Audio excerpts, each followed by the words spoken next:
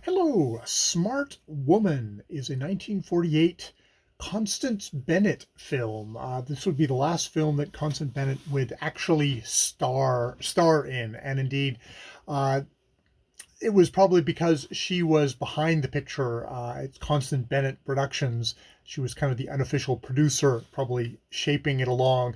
This would be the sort of the last her last kick at the can, which is actually not a bad kick at the can. I have one major gripe with this film about it, but it actually is fairly smartly written, really well acted. Constance Bennett is a criminal lawyer.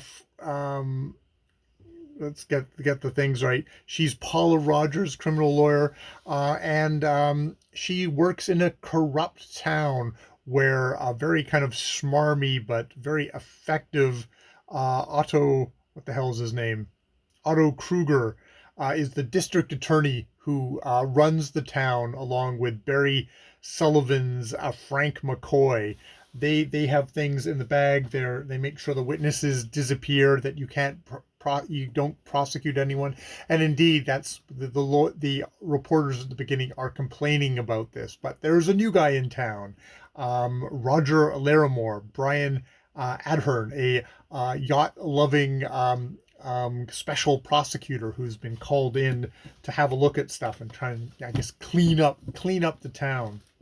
And it turns out that Paula has some unknown connections at the beginning to Frank McCoy, the mob guy who is actually very strangely um, kind of restrained. It's actually, when it comes to murder and stuff like that, is much more Bradley Wayne, the corrupt district attorney, who wants to jump to that, where he's like, no, we play this smart, we do it my way, but things spin up out of control. All the while, there is indeed, because it's Constance Bennett, there's a romance between Bennett and Brian Ahern, who since they're well matched in age, they're both kind of mature performers. You can almost see if women Constance Bennett's age were running Hollywood, you would see a lot more stories like this. It's kind of refreshing at this point. This is not ingenue and some guy of either equal age or much older who gets to be the star. It's like, no, she does.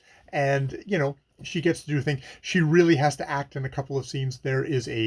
Laughable there's a laughable courtroom scene where she is defending Frank McCoy from charges of murder, and she says, "Oh, I do have one more witness," and she swears herself in, and Lord love her, she gives testimony of like, "Well, I'm a mother, and I wouldn't want to, I would want to, I know what it's like to have to, you know, defend a husband who is reprehensible, because you find out who the husband is that she has been defending all this time. It's kind of like, wow, how that got, the judge who up until that point, it's like, oh, this is sustained, oh no, that's not. It's like, nope, we're just gonna, this is the movie star getting to do a speech. And I mean, on an emotional level, oh, it gets you, but on a intellectual level, you're just like, wow, this is kind of ridiculous, but really well photographed. This is Stanley Cortez, who is most famous for, what is he most famous cinematographer, working on The Magnificent Andersons and The Night of the Hunter, which are two just amazing. And I wouldn't say that they're that level of cinematography, but it looks pretty good. It's definitely not at that level. You could tell that this was probably, it was high budget for apparently the Poverty Row production company that was the who did it, but was it Monogram, something like Monogram, something like that. But it was definitely a heck of a lot better than some of the work. So yeah, it was, it's one of these. It was a very enjoyable way to go out. Thank God it wasn't goddamn Western, though. Actually, I think, let me look at Constance Bennett's thing, because I don't think she has actually got. This is her last. if this is her last starring role, um, we are probably we are probably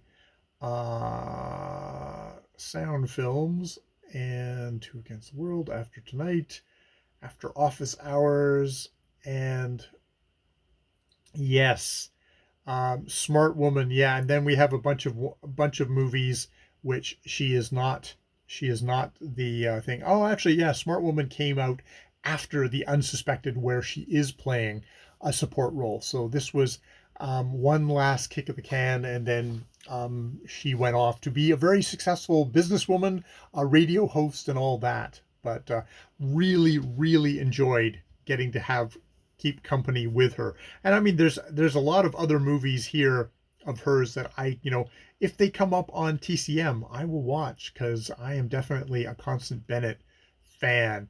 Definitely, I will really seek out a lot of those early 1930s movies. Probably, yeah, yeah.